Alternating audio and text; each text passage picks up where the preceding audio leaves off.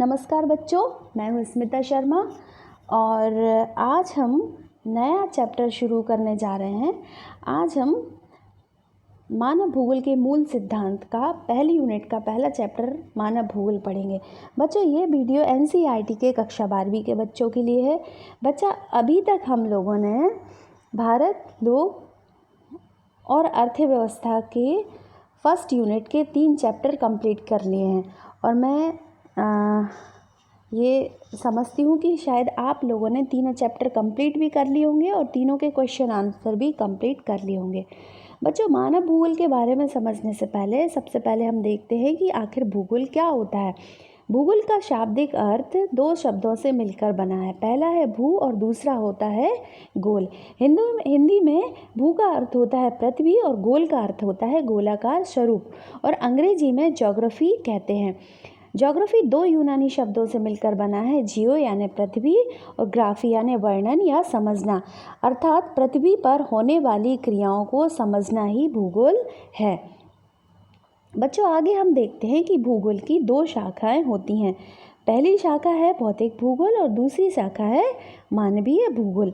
भौतिक भूगोल के अंतर्गत स्थलाकृतियों के अंतर्गत जलोढ़, हिमनदीय और तटीय स्थलाकृतियाँ आती हैं। साथ ही भौतिक भूगोल में जलवायु का अध्ययन भी किया जाता है, जल का अध्ययन भी किया जाता है, मृदा का व वनस्पति का अध्ययन भी किया जाता है। वहीं दूसरी तरफ होता है मानव भूगोल। मानव भूगोल के अंतर्गत आर्थिक भूगोल है। आर्थिक भूगोल में मनुष्य की कृषि संबंधी क्रियाकलापों का अध्ययन होता है, फिर होता है परिवहन और फिर होता है औद्योगिक भूगोल। उसके बाद मनुष्य के सामाजिक संबंध व सांस्कृतिक संबंधों का अध्ययन भी मानव भूगोल के अंतर्गत ही शामिल किया गया है। बच्चों, आगे हम देखते हैं, ये जो पर्वत दिखाई दे रहा है, साथ में मैदान दिखाई दे रहा है, ये दोनों ही भौतिक भूगोल के भाग हैं।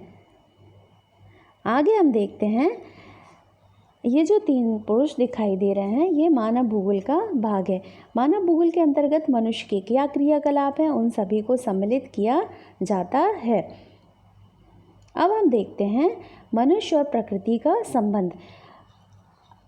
ये देखिए बच्चों, पृथ्वी पर तूफान की एक आंख और मनुष्य की एक आंख, मतलब कि जब हम पृथ्वी पर किसी तूफान की चर्चा करते हैं तो मनुष्य की आँख की भी चर्चा करते हैं। इससे हमें पता चलता है कि जो मनुष्य के शरीर के अंग हैं वह भी पृथ्वी से कहीं ना कहीं संबंधित हैं। दूसरा हम एक और देखते हैं एग्जाम्पल, भूगोल में हम परिवहन के अंतर्गत सड़कों को परिवहन की धमनियाँ कहते हैं, जो कि मनुष्य के शरीर में भी होती हैं। इससे भी हम कह सकते हैं कि मनुष्य और भूगोल का गहन यानी कि गहरा संबंध है। बच्चों, आगे हम देखते हैं रेड जेल। मानव भूगोल के पिता रेड जेल कहलाते हैं। रेड जेल का कहना है कि मानव भूगोल मानव समाजों और धरातल के बीच संबंधों का संश्लेषण करता है, यानी कि मानव और उस जितने भी समाज के मानव हैं और धरती का आपस में उनका जो भी संबंध है, उनका संश्लेषण ही भूगोल है। दूसरी तरफ ईसी सैंपल है। ईसी सैंपल का कहना है कि मानव भूगोल अस्थिर पृथ्वी व क्रियाशील मानव के बीच परिवर्तनशील संबंधों का अध्ययन है। बच्चों, पृथ्वी अस्थिर रहती है, उसमें कुछ ना कुछ गति चलती रहती है और मानव का मस्तिष्क बहुत चंचल है।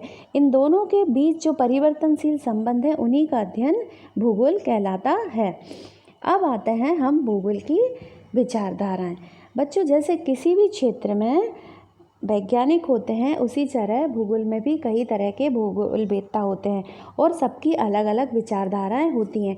मोस्टली भूगोल में 3 विचारधाराओं का यहाँ पर हम वर्णन कर रहे हैं। पहली विचारधारा है निश्चयवाद, दूसरी विचारधारा है संभववाद और तीसरी विचारधारा है नवनिश्चयवाद। बच्चों, पहली विचारधारा निश्चयवाद। निश्चयवादियों का मानना है कि प्रकृति बहुत अधिक बलशाली है, प्रकृति ही सर्वोपरि है, मनुष्य प्रकृति के प्रकोप से डरता है। इसके प्रमुख समर्थक जो हैं वो हैं रिटर, रेड जेल और एलन सैंपल, हंटिंगटन आदि। इनका मानना है कि प्राचीन काल में आदि मानव प्रकृति के प्रकोप से बहुत डरते थे। वह प्रकृति के नियमों के अनुसार ही चला करते थे। आगे देखते हैं। आगे अगली विचारधारा जो आती है वो है संभववाद। संभववादियों का मानना है कि मनुष्य पूर्णतः प्रकृति पर आश्रित नहीं है। जैसे अगर भूकंप आने वाला है तो हम पहले ही पता लगा सकते हैं कि भूकंप कहाँ आएगा और कितना रिएक्टर पैमाने पर आएगा। बच्चों, संभववाद के समर्थक फेब्रे और विडाल डिला ब्लास थे। उनके अनुसार संभववाद एक ऐसे संप्रदाय यानी कि एक ऐसे स्कूल के रूप में स्थापित हुआ है जिसकी विचारधारा और दर्शन इस बात का समर्थन करते हैं कि मनुष्य एक चिंतनशील प्राणी है। वह अपने प्राकृतिक पर्यावरण द्वारा उपस्थित की जाने वाली दशाओं में चुनने की स्वतंत्रता रखता है। अर्थात जैसे हम ये चकाचौंध वाला एक शहर भी देख सकते हैं, इसमें मनुष्य ने ही चेंज किया है। आगे हम देख सकते हैं कि ये रॉकेट दिखाई दे रहा है कि मनुष्य आज के समय में अंतरिक्ष तक भी पहुंच गया है। उसकी बुद्धि और दिमाग इतना तेज है कि उसने प्रकृति पर अपना आधिपत्य स्थापित कर लिया है। बच्चों, अगला जो है वह है नवनिश्चयवाद। इनका मानना है, इसे रुको और जाओ भी कहा जाता है। इनका मानना है कि जैसे चौराहे पर लाल बत्ती है, लाल बत्ती कहती है कि रुको। उसके बाद आती है पीली बत्ती। पीली बत्ती जो है वो लाल व हरी बत्ती के बीच रुककर रहने के लिए तैयार होने को कहती है, और हरी बत्ती का कहना है जाओ। अर्थात इनका मतलब है कि रुको और जाओ।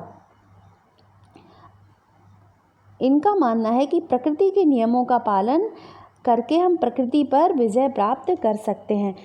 नवनिश्चयवादियों का मानना है कि हमें संभववाद और निश्चयवाद दोनों के मध्य का रास्ता अपनाना चाहिए। इसमें गिरथिप टेलर ने प्रस्तुत किया है, पर्यावरण निश्चयवाद और संभववाद के बीच मार्ग को प्रस्तुत करता है। पर्यावरण को नुकसान किए बगैर समस्याओं को सुलझाने पर बल देता है। नवनिश्चयवाद रुको और जाओ निश्चयवाद की विचारधारा पर बल देता है। बच्चों, आज का टॉपिक ये था और इसी टॉपिक को आगे हम कल कंटिन्यू करेंगे। और आज के जनरल नॉलेज के लिए हमने एक छोटा सा पॉइंट लिया है। बच्चों, आज का पॉइंट आदि मानव से संबंधित है। आदि मानव पत्थर रगड़कर आग लगाते थे। उनकी आग उत्पन्न करने की एक और विधि थी, वह थी लकड़ी के पटरे पर लकड़ी की छड़ रगड़ने की विधि। प्राचीन भारत में भी इसी विधि का प्रचलन था और इस यंत्र को अरणी भी कहते थे। इस विधि से आग उत्पन्न करना भारत के अतिरिक्त श्रीलंका, सुमात्रा, ऑस्ट्रेलिया और दक्षिणी अफ्रीका में भी प्रचलित था। तो बच्चों, आज के लिए इतना ही काफ़ी है। धन्यवाद। और आज का आपका होमवर्क है कि आपको मानव भूगोल किसे कहते हैं, मानव भूगोल में रेड जेल और सैंपल की दोनों डेफिनेशन याद करना है। साथ में ही आप लोगों को निश्चयवाद, नवनिश्चयवाद और संभववाद तीनों ही भौगोलिक विचारधाराओं को भी लर्न करना है। तो थैंक यू बच्चों, धन्यवाद। कल हम आपके ऑब्जेक्टिव टाइप क्वेश्चन कंप्लीट करेंगे।